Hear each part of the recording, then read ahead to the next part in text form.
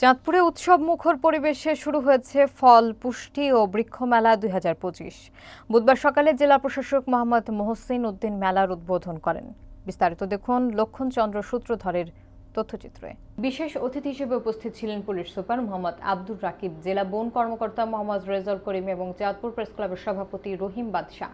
জেলা প্রশাসন, কৃষি সম্প্রসারণ অধিদপ্তর ও বন বিভাগের যৌথ উদ্যোগে আয়োজিত মেলা আগামী 5 জুলাই পর্যন্ত প্রতিদিন সকাল 10টা থেকে সন্ধ্যা 7টা পর্যন্ত সবার জন্য খোলা থাকবে।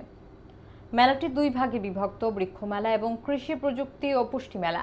মেলায় ফলজ, বনজ ও ঔষধি গাছের চারা, জৈব সার, ছাদ কৃষির উপকরণ, গ্রিন হাউস প্রযুক্তি ও পুষ্টিকর খাদ্য সামগ্রী প্রদর্শিত হচ্ছে। এতে কৃষকদের পাশাপাশি সাধারণ মানুষের মাঝে ব্যাপক আগ্রহ দেখা গেছে। উদ্বোধনী বক্তব্যে জেলা প্রশাসক বলেন, পরিবেশ রক্ষা, খাদ্য নিরাপত্তা এবং পুষ্টি নিশ্চিত করতে বৃক্ষরোপণ ও আধুনিক কৃষি প্রযুক্তির ব্যবহার অত্যন্ত জরুরি। আয়োজকরা জানান, মেলাটি জেলার কৃষি উন্নয়ন এবং পরিবেশ সচেতনতায় গুরুত্বপূর্ণ ভূমিকা রাখবে।